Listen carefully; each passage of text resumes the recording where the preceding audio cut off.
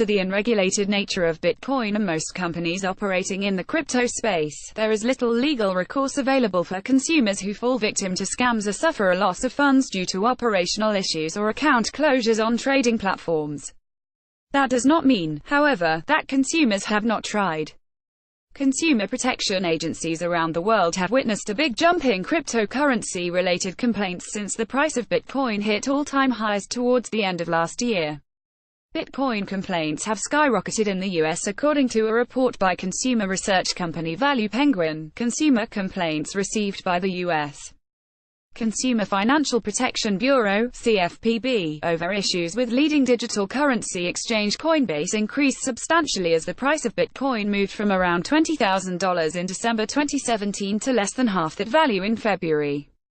The study analyzed complaints from June 1, 2017, to March 1, 2018, and found that consumer complaints about Coinbase's services surged the most when Bitcoin's price drop was the steepest.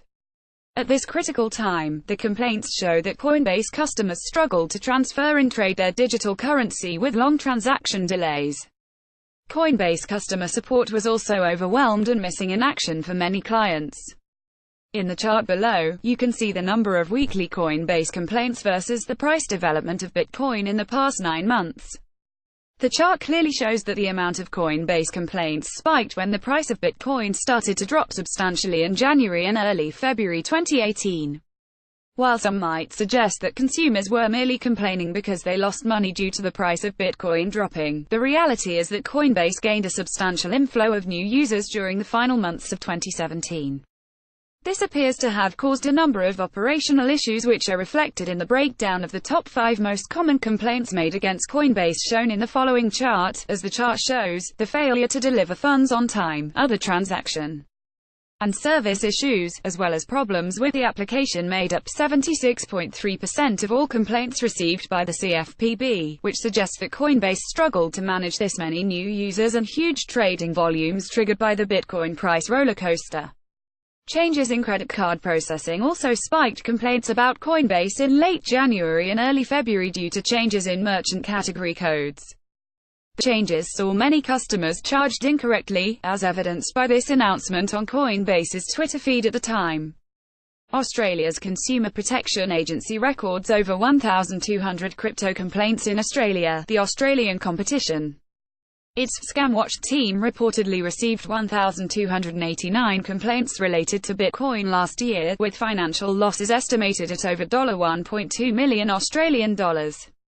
Many Australians have fallen victim to Bitcoin scams or have lost money on Bitcoin exchanges such as Igo, which has now rebranded to Bitlio. Investor Akram Bekzada, for example, invested money to purchase Bitcoin on Igo but was unable to withdraw funds from the exchange. He laid complaints with the ACCC and the Australian Securities and Investment Commission (ASIC), but says he was told they were powerless to act. One of the main selling points of Igo was that they're an Australian entity, he says. This is how they advertised, this is how they got a lot of people's trust. Many of the customers are dumbfounded as to why nothing has been done. Everyone expected so much more of Australian authorities. How can you make a complaint too about cryptocurrencies? In the U.S., consumers can send their complaints to the Consumer Financial Protection Bureau (CFPB). The CFPB is the government agency tasked with consumer protection in the financial sector. If you have lost access to your funds on a U.S.-based exchange or feel that a Bitcoin company's lack of service has led to a loss of funds or potential trading revenue, you can reach out to CFSB, who will investigate the matter on your behalf. Having said that, like with all government bodies, this can be a lengthy process and may not result in the desired outcome. If you have lost a substantial amount of funds deposited with a US-based cryptocurrency company, you will probably be better off taking legal action directly. To an extent, the lack of regulatory certainty around the legal status of cryptocurrencies internationally is also affecting complaint outcomes. In the UK, for example, the Financial Services Compensation Scheme (FSCS) protects consumers against losses of up to £50,000 in the event that an authorised financial company going into liquidation. But as crypto financial companies cannot become authorised, then investors who lose their digital currency holdings are not entitled to be reimbursed. Furthermore, the Financial Ombudsman Service, the country's consumer protection agency covering financial products, can also not be of service due to the lack of regulation in the cryptocurrency space.